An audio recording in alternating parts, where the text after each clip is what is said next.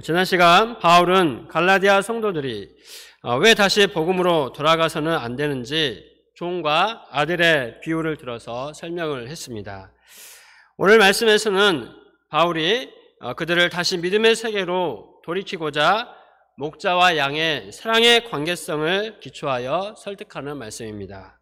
바울은 갈라디아 성도들의 마음속에 그리스도의 형상이 이루어지기까지 다시 해산의 수고를 하겠다고 합니다. 오늘 말씀을 통해 바울의 양들을 향한 사랑을 배울 수 있기를 기도합니다. 12절 말씀을 다시 한번 같이 읽겠습니다. 시작. 형제들아, 내가 너희와 같이 되었은즉 너희도 나와 같이 되기를 구하노라. 너희가 내게 해롭게 하지 아니하였느니라. 지금 갈라디아 성도들의 상태는 유대 율법주의에 빠져서 복음을 버리고 심지어 바울에게까지 등을 돌린 배반자와 같은 모습입니다. 그러나 바울은 그들을 향해 형제들아 이렇게 부릅니다. 바울은 그들을 정죄하거나 미워하지 않았습니다. 이전에 바울과 그들이 목자와 양으로서 서로 얼마나 뜨겁게 사랑하고 위로해주고 또 위해주고 신뢰하는 사이였는가, 또 영적인 부모와 자식과 같이 얼마나 친밀한 관계였는가를 말하고 있습니다. 13절과 14절을 보면 과거 바울은 육체의 약함으로 인해서 갈라디아 성도들에게 존경스럽지도 매력적이지도 않았습니다. 바울의 육체의 약함이 구체적으로 어떤 질병이었는지는 정확히 알 수는 없습니다. 어쨌든 병든 사람이 목자로 와서 자신들을 섬긴다고 할 때 좋아할 사람은 별로 없을 것입니다. 그저 부담스럽고 짐이 되는 존재로 여기기가 쉽습니다. 그러나 갈라디아 성도들은 이 육체의 연약함을 안고 있는 바울을 업신여기지도 않았고 버리지도 않았습니다. 오히려 바울을 하나님께서 보내신 천사를 대하듯이 귀하게 대접했습니다. 그리스도 예수님처럼 아주 따뜻하게 영접해 주었습니다. 같은 동족 유대인들은 바울이 가는 곳마다 쫓아와서 회방하고 핍박을 했지만 이 갈라디아 현지 사람들은 바울에게 이처럼 너무나 호의적이었습니다. 15절 말씀을 보면 그들은 심지어 자기 눈이라도 빼서 바울에게 주겠다고 할 정도로 바울을 뜨겁게 사랑했습니다. 그들은 바울이 육체의 질병으로 연약한 가운데서도 자신들에게 전한 예수 그리스도의 복음을 겸손한 마음으로 영접하고 은혜를 받았습니다. 성령의 충만함을 누렸습니다. 그랬던 양들이 갑자기 거짓 선지자들의 미혹을 받아서 지금은 바울의 사도권을 의심하고 복음에서 떠났습니다. 이에 대해 바울은 그들의 정체를 알도록 권면합니다. 17절을 보십시오. 그들이 너희에게 대하여 열심 내는 것은 좋은 뜻이 아니오 오직 너희를 이간시켜 너희로 그들에게 대하여 열심을 내게 하려 함이라. 이단들은 우리가 다 아는 것처럼 정말 열심이 아주 많습니다. 그러나 그들의 열심은 좋은 뜻에서 나온 것이 아닙니다. 그들의 목적은 무엇입니까? 목자와 양 사이를 이간질해서 서로의 관계성을 파괴하려는 것입니다. 창세기 3장에서 사탄이 뱀을 통해서 역사한 것도 그런 목적에서였습니다. 좋은 일에 열심을 내도 모자라건만 나쁜 일에 이렇게나 열심이 많습니다. 이것이 사탄의 가장 중요한 특징입니다. 베드로전서 5장 8절을 보면 근신하라 깨어라 너희가 대적 마귀가 우는 사자와 같이 두루다니며 삼킬 자를 찾나니 라고 했습니다. 배고픈 사자나 늑대는 이 맹수들은 먹잇감을 발견하면 틈을 노리다가 순식간에 물어뜯고 집어삼켜 버립니다. 사탄이 이와 같습니다. 거짓 선생들, 이단들도 이런 사탄과 같습니다. 그들은 어떻게 하든지 참된 진리를 더럽히고 순진한 양떼들의 영혼을 늑탈하고 믿음의 공동체를 파괴하려고 지금도 얼마나 부지런히 열심을 내고 있는지 모릅니다. 그런 줄도 모르고 양떼들은 이 거짓 선생들에게 넘어가서 참 목자 바울을 원수 취급하고 예수 그리스도의 십자가 복음을 매도하고 있었습니다. 사랑하는 양들이 이렇게 나오면 목자 바울이 얼마나 힘들었겠습니까? 목자가 가장 행복하고 기쁠 때는 언제입니까? 양들이 복음을 영접하고 변화되어서 제자의 삶을 살아갈 때입니다. 이런 양들을 보면 세상 부러울 것이 없을 정도로 기쁘고 행복합니다. 그러나 그 양들이 목자의 사랑을 원수로, 악으로 갚을 때, 온 정성을 다해 그들을 도왔건만 또 말도 없이 떠나갈 때 목자의 마음은 너무나 아픕니다.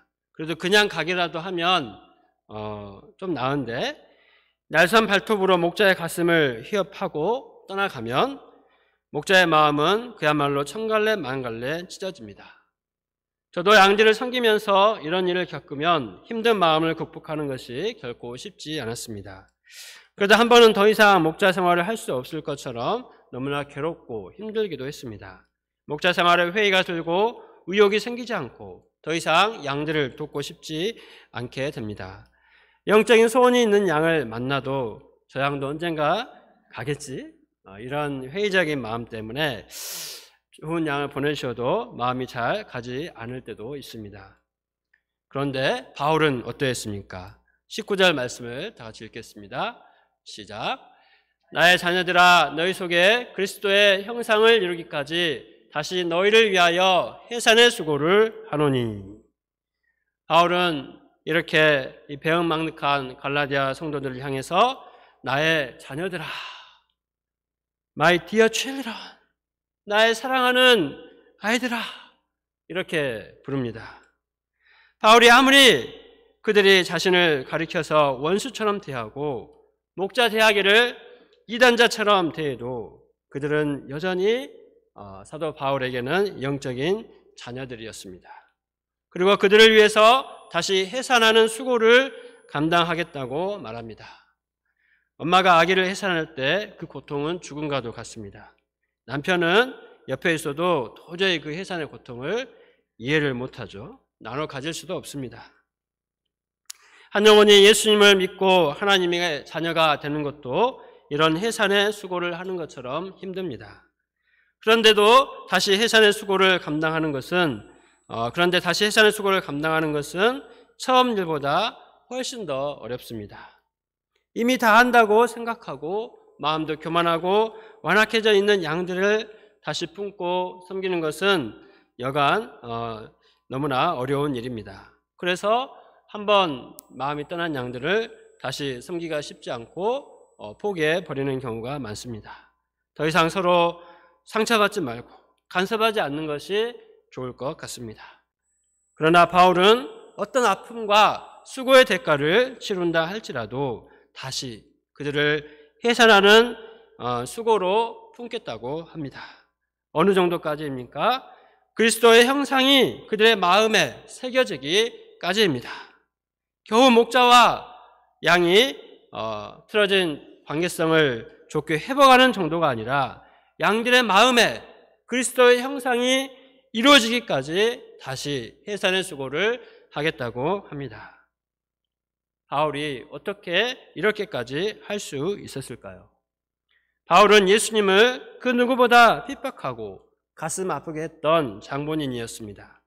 다른 지역으로 원정까지 가서 예수 믿는 자들을 핍박했던 죄인 중에 괴수였습니다.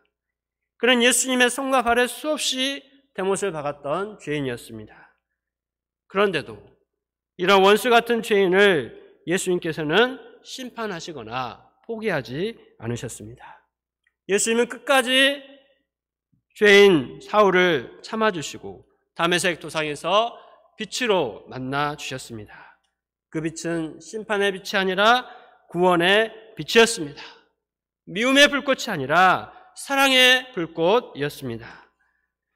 우리가 다 땅에 엎드러짐에 내가 소리를 들으니 히브리 말로 이르되 사울아 사울아 내가 어찌하여 나를 박해하느냐.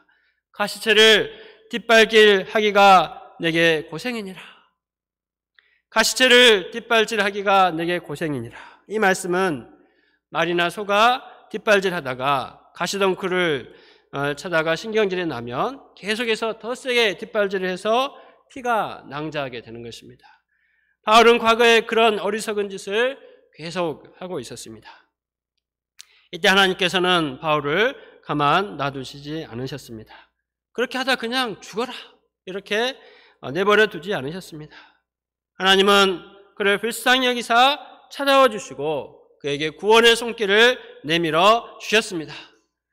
예수님은 온통 날카로운 가시로 가득한 이 사울을 구원하시려고 해산의 수고를 감당하셨습니다. 이 예수님의 큰 사랑을 간직하고 있었던 바울은 사실을 배반한 양들을 끝까지 품고 섬기며 다시 그리스도의 형상을 이루기까지 해산의 수고를 감당하고자 한 것입니다. 우리도 나의 인간적인 성실과 열심 또는 착한 마음으로 연약하고 되져가는 양들을 감당하는 것은 잠깐뿐입니다. 오래 그렇게 할 수 없습니다. 그러나 허물 많은 나도 끝까지 감당해 주시고 해산의 수고를 베풀어 주신 하나님의 사랑을 생각하면 힘들지만 양들을 위해서 나 또한 해산의 수고를 감당할 수 있습니다. 저도 양들로 인해 힘들 때는 목자 생활을 계속 할 수 없을 것 같은 때가 있었습니다.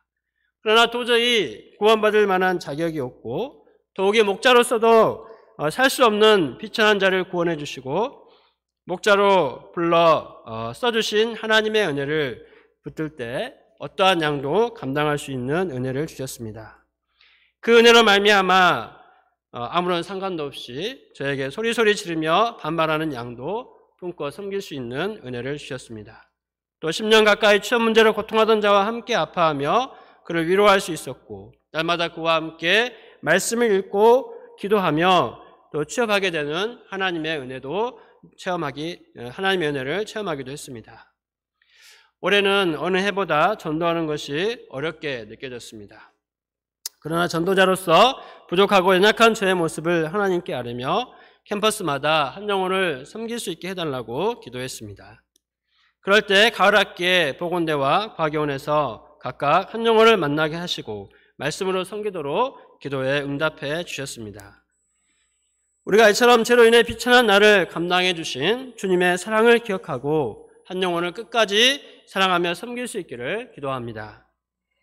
또한 우리가 여기서 배울 수 있는 한 가지는 바울이 양들을 돕되 그들의 마음속에 그리스도의 형상이 새겨지기까지 도왔다는 사실입니다.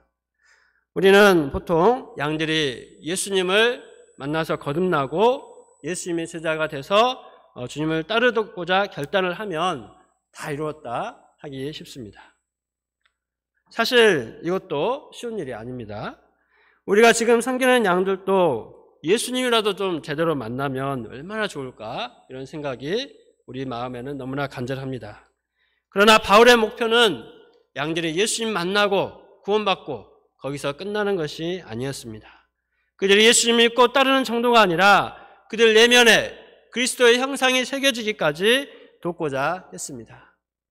이는 바울이 양들을 돕되 얼마나 철저하게 섬세하게 또 분명하게 도왔는지 말해주는 것입니다. 우리가 나무나 또는 돌에 어떤 형상을 조각한다고 생각을 해보십시오. 그것도 참 쉬운 일이 아닙니다. 그런데 하물며 사람 마음속에 그리스도의 형상을 새기려면 얼마나 많은 시간과 수고가 요구되겠습니까? 양들을 때로는 위로해주고 또 책망도 해야 합니다. 비전을 심어주기도 하고 또 양들의 고민을 들어주며 그 문제를 함께 풀어가야 합니다. 무엇보다 양들의 죄 문제와 씨름을 해야 합니다. 양들의 죄 문제를 생각하면 가슴을 치며 울며 기도가 절로 나와야 합니다. 느헤미야처럼 그렇게 에스라처럼 울며 자복하며 하나님 앞에 기도하는 그런 수고를 감당을 해야 합니다. 예수님도 베드로 한 사람을 목자로 키우기 위해서 얼마나 섬세하게 그를 사랑해 주시고 훈련하시고 끝까지 도우셨는지 생각을 해보십시오. 부활하신 뒤에도 베드로를 3번이나 찾아오셔서 도우셨습니다. 그리고 3번이나 내가 나를 사랑하느냐 내 어린 양을 먹이라 말씀하셨습니다. 예수님의 사랑과 사명이 베드로의 마음에 그 영혼에 새겨지기까지 예수님은 그를 끝까지 사랑하시고 도우셨습니다. 바울도 마찬가지였습니다. 그가 에베소를 개척할 때 그는 3년이나 밤낮 쉬지 않고 눈물로 각 사람을 훈계했다고 했습니다. 고린도전서 4장 13절에서는 바울 자신이 만물의 찌꺼기가 되었다고 고백하기까지 했습니다. 양들을 돕느라 그야말로 자기가 너덜너덜해지고 아주 없어질 정도로 헌신하며 도왔다는 것입니다. 예수님도 십자가에서 죽기까지 자신을 들여 양들과 또 우리를 도우셨습니다. 우리가 양들을 위해 자기 목숨도 아끼지 않으시고 내주신 선한 목자 예수님을 잘 배워서 양들을 섬길 수 있기를 기도합니다. 양들이 단지 구원받는 정도가 아니라 그들 마음에 예수님의 형상이 새겨지기까지 끝까지 돕고자 주님의 은혜를 구할 수 있기를 기도합니다. 이번 가을 수양회에서 14명의 양들이 믿음의 인물 심포지엄을 준비하고 있습니다. 이들은 아직 영적으로 어립니다. 예수님을 만나야 합니다. 이들 마음에 그리스도의 형상이 이루어지기까지 우리가 하나님을 믿고 사랑과 인내로서 한 사람 한 사람을 도울 수 있기를 기도합니다. 그렇게 할 때 그 양들뿐만 아니라 우리 각 사람에도 예수님의 형상이 이루어질 것을 믿습니다. 결론입니다. 오늘 말씀을 통해 갈라디아의 양들을 복음 안에서 견고히 세우고자 애쓰는 사도 바울의 목자의 심정을 배웠습니다. 우리가 주님의 핏값으로 사신 우리 양떼들을 믿음 안에서 바로 세우기 위해서 바울처럼 해산의 수고를 감당하는 선한 목자들로 성장할 수 있기를 기도합니다.